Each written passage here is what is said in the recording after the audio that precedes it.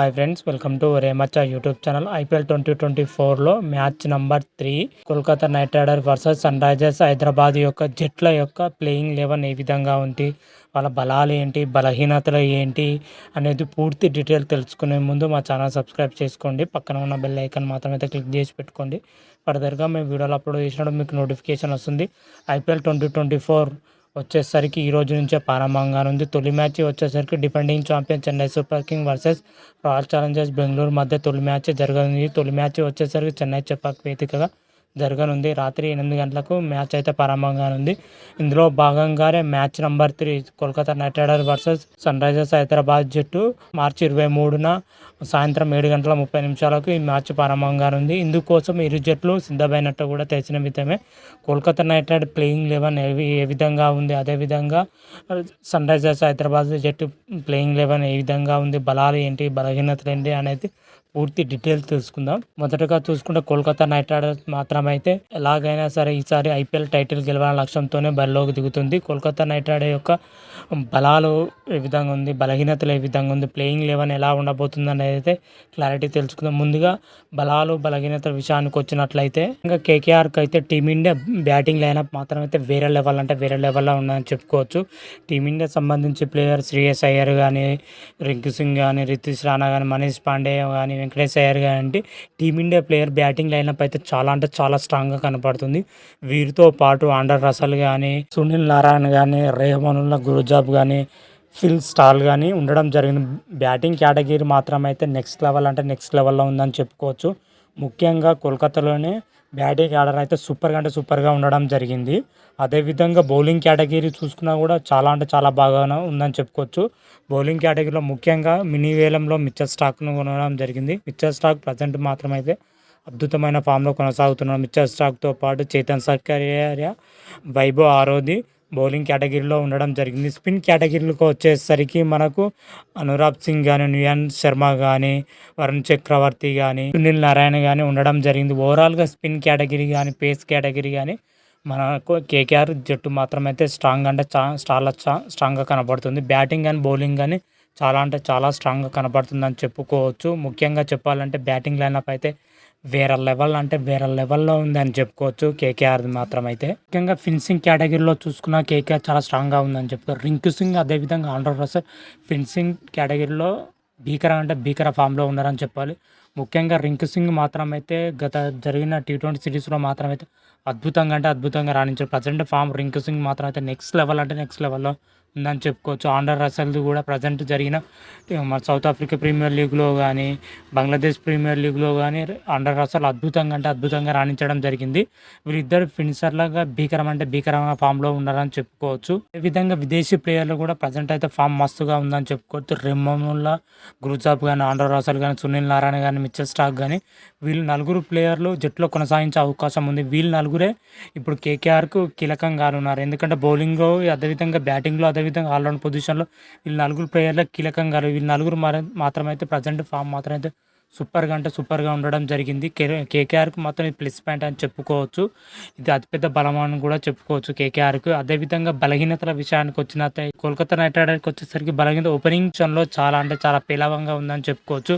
గత ఏడాది చూసుకుంటే వెంకటేష్ అయ్యర్, జషన్ రాయ్ ఓపెనింగ్ పొజిషన్లో బ్యాటింగ్ చేయడం జరిగింది.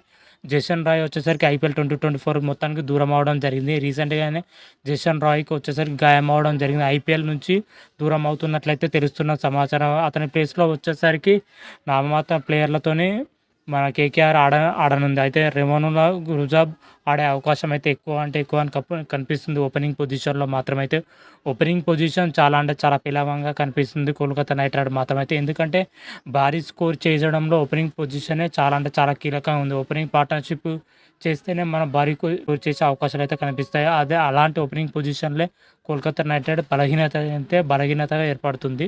బౌలింగ్లో కూడా బాగానే ఉంది కోల్కతా నైట్ రైడర్ మిచెల్ స్టార్క్తో కలిసి. కాకపోతే అనుభవమైన ప్లేయర్ మాత్రమే లేరని చెప్పుకోవచ్చు. అదే మిచెల్ స్టార్క్ ఉండడం జరిగింది. అదేవిధంగా అతనితో పాటు చేతన్ సర్కారియా, అనుభవ్ ఆరోరా, హర్షత్ రాణా కూడా ఉండడం జరిగింది. కాకపోతే వీళ్ళు ఎక్స్పీరియన్స్ ప్లేయర్స్ మాత్రమైతే కాదు.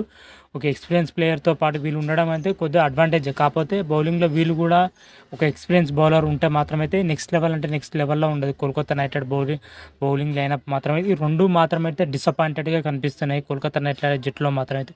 ఓపెనింగ్ పొజిషన్ అదేవిధంగా పేస్ విభాగంలో ఇంకో ఎక్స్పీరియన్స్ బౌలర్ ఉంటే బాగుండేదని 2 మాత్రమైతే అధిగమిస్తే మాత్రమైతే కేకేఆర్‌కి మాత్రమైతే అడ్డు ఉండదని చెప్పుకోవచ్చు. కోల్కతా నైట్ రైడర్ బలమైన ప్లేయింగ్ 11 మాత్రమైతే ఐపీఎల్ 2024లో ఈ విధంగానే ఉండబోతుంది.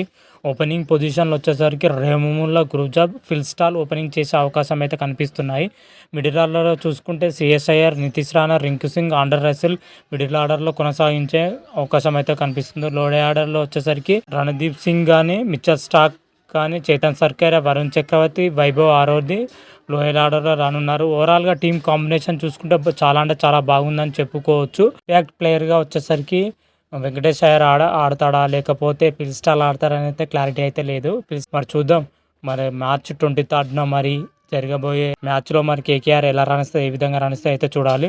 అదేవిధంగా ఎస్ఆర్హెచ్ గురించి పూర్తిగా తెలుసుకునే ముందు అయితే ఎస్ఆర్హెచ్ గత కొన్ని సీజన్ల నుంచి అయితే దారుణంగా అంటే దారుణంగా విఫలమవుతుంది అని చెప్పుకోవచ్చు. కెప్టెన్లు మారినా కానీ వాళ్ళ తలరాత అయితే మారతలేదని చెప్పుకోవచ్చు. ఎక్కువగా ఎస్ఆర్హెచ్ వచ్చేసరికి విదేశీ ప్లేయర్ల పైన ఆధారపడాల్సి వస్తుంది. ఇండియన్ ప్లేయర్లను తీసుకుంటే బాగుండేదని అయితే అనిపించింది. కాకపోతే వాళ్ళు ఎక్కువ విదేశాల ప్లేయర్ల పైన ప్రజెంట్ ఫామ్లో ఉన్న ప్లేయర్లను కొనుగోలు చేయడం, అదే ఐపీఎల్ వాళ్ళు రాణించకపోవడం ఇలానే జరుగుతూనే వస్తుంది. కాకపోతే ఐపీఎల్ 2024లో వచ్చేసరికి మంచి ప్లేయర్లను కొనుగోలు చేయడం జరిగింది. మరి ఐపీఎల్ 2024లో మరి ఎస్ఆర్హెచ్ యొక్క ప్లేయింగ్ 11 ఎలా ఉండబోతుంది, ఏ విధంగా ఉండబోతుంది, వాళ్ళ బలాలు ఏంటి, బలహీనతలు ఏంటి అయితే తెలుసుకొని ముందుగా అయితే బలాల విషయానికి వచ్చినట్లయితే బలమైన ఓవర్సీస్ ప్లేయర్ కలిగి ఉండడం ఎస్ఆర్హెచ్ కలిసి వచ్చే అంశం అని చెప్పుకోవచ్చు.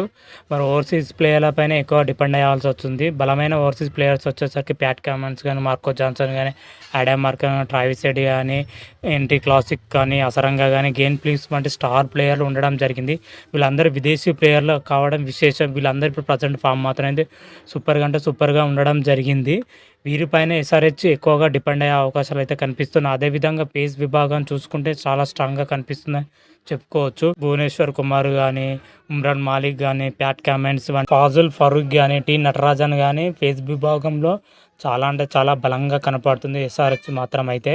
మరి అదేవిధంగా స్పిన్ కోట చూసుకుంటే మాత్రం అయితే వసీంద్ అసరంగా ఉండడం జరిగింది. బ్యాటింగ్లోని బౌలింగ్లోను ముఖ్యంగా అయితే బౌలింగ్ అయితే చాలా అంటే చాలా స్ట్రాంగ్ ఉందని చెప్పుకోవచ్చు. ఎస్ఆర్హెచ్ విషయానికి వచ్చినట్లయితే మరి బ్యాటింగ్లో పర్వాలేదు అని అనిపించే రేంజ్లో మాత్రమైతే ఉండడం జరిగింది. టోటల్గా ఎస్ఆర్హెచ్ మాత్రం అయితే బౌలింగ్ బలం అయితే నెక్స్ట్ లెవెల్ అంటే నెక్స్ట్ లెవెల్లో ఉందని చెప్పుకోవచ్చు. అదేవిధంగా సన్ రైజర్స్ హైదరాబాద్ బలహీనతల విషయానికి వచ్చినట్లయితే ఎక్కువగా డిపెండింగ్ ఓవర్సీస్ ప్లేయర్ల పైన ఉండడం జరిగింది. దాదాపు 7 ఓవర్సీస్ ప్లేయర్ల పైన డిపెండ్ అయి ఉంది. కాకపోతే ప్లేయింగ్ లెవెల్లోకి వచ్చేసరికి 4 ప్లేయర్లు మాత్రమే తీసుకోగలుగుతుంది. అయితే 4 ప్లేయర్లు మాత్రం మిగతా ప్లేయర్లు మాత్రం అయితే జట్టు నుంచి దూరంగా ఉండనుంది. కాకపోతే ఇదే అడ్వాంటేజ్గా మారింది సన్ రైజర్స్కి హైదరాబాద్ మాత్రం అయితే. ఎందుకంటే ప్రజెంట్ ఓవర్సీస్ ప్లేయర్ ఫుల్ ఫామ్లోనే ఉన్నారు. కాకపోతే వాళ్ళ 4కే జట్టులో చోటు లభిస్తుంది. ఇలాంటి తరుణంలో మరి ఎస్ఆర్హెచ్ టీం 11 అయితే ఏ విధంగా ఉంటుందో చూడాలి. అదేవిధంగా మన భారత్ బ్యాటర్లు మాత్రం అయితే చాలా దారుణంగా అంటే దారుణంగా ఉండాలని చెప్పుకోవచ్చు ఎస్ఆర్హెచ్ టీంలో మాత్రం అయితే. బ్యాటింగ్లో చూసుకుంటే మయాంక్ అగర్వాల్ కానీ, రాహుల్ త్రిపాఠి వంటి ఆటగాళ్ళు అయితే నిలకడగా అయితే రాణించలేకపోతున్నారు ఇండియా ప్లేయర్స్ మాత్రం అయితే. వీళ్ళైతే ఒక సన్ రైజర్స్కి హైదరాబాద్కి అయితే భారీ దెబ్బ. అదేవిధంగా బౌలింగ్ కేటగిరీలో చూసుకుంటే టీ నటరాజన్ కానీ, ఉమ్రాన్ మాలిక్ కానీ, మార్కండేయ కానీ వీళ్ళు కూడా బౌలింగ్లో మాత్రమైతే అంతగా రాణిస్తారు. వీళ్ళు గత సీజన్లో పోల్చుకుంటే మాత్రం అయితే దారుణంగా విఫలం అవడం జరిగింది. అటు బ్యాటింగ్లోని ఇటు బౌలింగ్లో కానీ టీమిండియా ప్లేయర్లు మాత్రమైతే దారుణంగా విఫలం అవడం జరిగింది. ఎస్ఆర్హెచ్ మెయిన్గా డిపెండింగ్ అయింది అయితే ఓవర్సీస్ ప్లేయర్ల పైన డిపెండింగ్ అవుతుంది.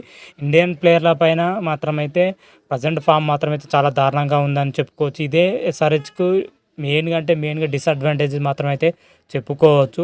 ఇలాంటి తరుణంలో మరి ఎస్ఆర్హెచ్ మాత్రమైతే ఎలా బ్యాకప్ చేస్తుంది అయితే చూడాలి అయితే. సన్ రైజర్స్ హైదరాబాద్ మాత్రమైతే ఐపీఎల్ 2024లో ప్లేయింగ్ 11 మాత్రమైతే ఈ విధంగానే ఉండబోతుంది. ఓపెనింగ్ పొజిషన్లో వచ్చేసరికి అభిషేక్ శర్మ, మయాంక్ అగర్వాల్ ఓపెనింగ్ పొజిషన్లో ఆడనున్నారు. వన్డౌన్గా వచ్చేసరికి త్రిపాఠి వన్డౌన్గా ఆడనున్నాడు. అదేవిధంగా మిడిల్ ఆర్డర్లో చూసుకుని ఆడమ్ మార్కర్, ఎన్టీ క్లాసిక్, గ్యాన్ ప్లేక్స్ మిడిల్ ఆర్డర్లో వచ్చే అవకాశం ఉంది. అదేవిధంగా లోయర్ ఆర్డర్లో చూసుకుంటే మాత్రం అయితే Pat Cummins, Washington Sundar, Bhuvneshwar Kumar, Umran Malik, T Natarajan, Randeep Singh, CS Iyer, T Natarajan, Wasim Hasaranga, lower ఆర్డర్‌లో ఉంది. ఇంపాక్ట్ ప్లేయర్‌గా వచ్చేసరికి అబ్దుల్ సమద్ ఇంపాక్ట్ ప్లేయర్‌గా వర్క్ చేసే అవకాశం అయితే ఉంది. ఓవరాల్‌గా మాత్రమైతే ఎస్ఆర్‌హెచ్ ప్లేయింగ్ 11 మాత్రమైతే ఈ విధంగానే ఉండబోతుంది. ఆల్మోస్ట్ చేంజెస్ ఉంటే 1, 2 మాత్రమే చేంజెస్ ఉండొచ్చు. తొలి మ్యాచ్‌లో వచ్చేసరికి మరి Kolkata Knight Riders versus Sunrisers Hyderabad match మరి ఎలా జరుగుతుంది? ఏ విధంగా జరుగుతుంది? అయితే ఈగర్‌గా వెయిట్ చేస్తున్నాము. మరి చూద్దాం ఐపీఎల్ 2024లో ఏ జట్టు బోని కొడుతుంది అనేది అయితే చూద్దాం. కోల్కతా నైట్ రైడర్స్ కొడతా, సన్ రైజర్స్ హైదరాబాద్ కొడతా అని అయితే ఈగర్‌గా వెయిట్ చేస్తున్నాం. మరి చూద్దాం ఆ రోజు రివ్యూలో పూర్తి డీటెయిల్స్ తెలుసుకుందాం. ఏ జట్టు గెలిచింది, ఏ జట్టు ఓడిపోయింది అనేది అయితే. అంతవరకు మీకు ఈ వీడియో కానీ నచ్చినట్టయితే లైక్ చేయండి, షేర్ చేయండి. మరిన్ని వీడియోల కోసం మా ఛానల్ సబ్స్క్రైబ్ చేసుకోండి. పక్కన ఉన్న బెల్ ఐకాన్ మాత్రం అయితే క్లిక్ చేసి పెట్టుకోండి. ఫర్దర్గా మేము వీడియోలు అప్లోడ్ చేసినప్పుడు మీకు నోటిఫికేషన్ వస్తుంది. హర హర మహాదేవ్ శంభో శంకర. Thank you.